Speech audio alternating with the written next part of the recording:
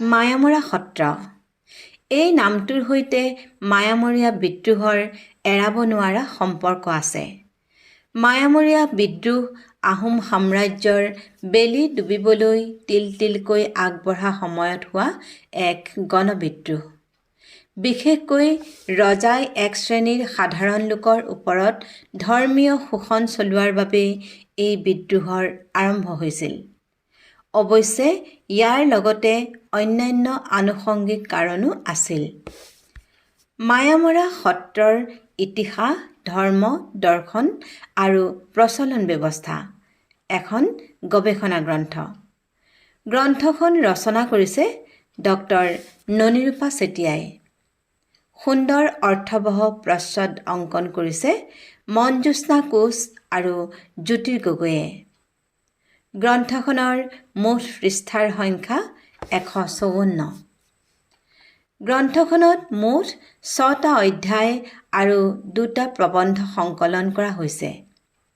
অধ্যায়কেইটা ক্ৰমে অসমত ভক্তি আন্দোলনৰ প্ৰসাৰ, শ্ৰী শ্ৰী অনিৰুদ্ধদেৱ আৰু মায়ামৰা সত্ৰ, শ্ৰী শ্ৰী অনিৰুদ্ধদেৱৰ পৰৱৰ্তী পৰ্যায়, মায়ামৰা সত্ৰৰ সাংগঠনিক ৰূপ আৰু ধৰ্মীয় ব্যৱস্থা, মায়ামৰা সত্ৰ আৰু সমাজ, মায়ামৰা সত্ৰ সমাজৰ সাংস্কৃতিক ৰীতি নীতি আৰু পৰম্পৰা।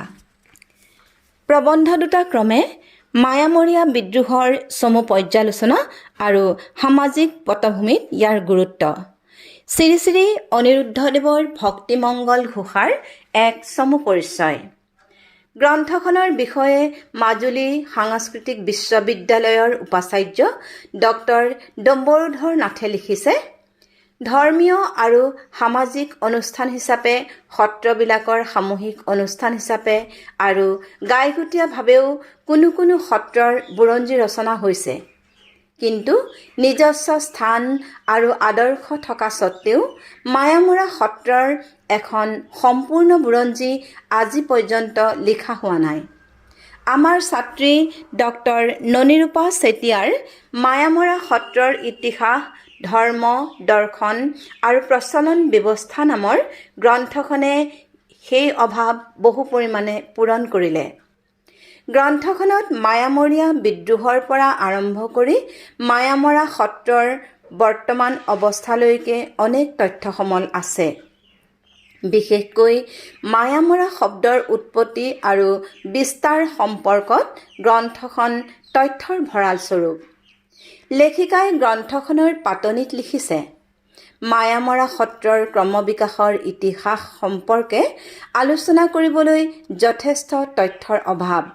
কেৱল চৰিত পুথিৰ আধাৰত এই ইতিহাস অংকিত কৰিবলৈ গ'লে নিশ্চয় এই ইতিহাস একপক্ষীয় হৈ পৰিব আৰু প্ৰকৃত মূল্যায়ন নহ'ব। সেয়ে এই অংশ প্ৰণয়ন কৰোঁতে সমসাময়িক বিভিন্ন বুৰঞ্জীৰ সহায় লোৱা হৈছে।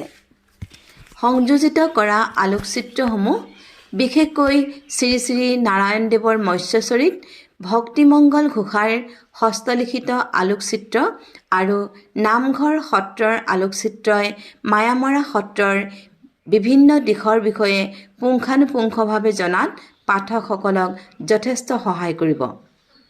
ইয়াৰ লগতে আলোকচিত্ৰসমূহে গ্ৰন্থখনৰ সৌষ্ঠৱো বৃদ্ধি কৰিছে। লেখিকাই যথেষ্ট কষ্টৰে গ্ৰন্থখনৰ বাবে সমল সংগ্ৰহ কৰিছে। সেই কথা গ্ৰন্থখন অধ্যয়ন কৰিলে অনুমান কৰিব পাৰি।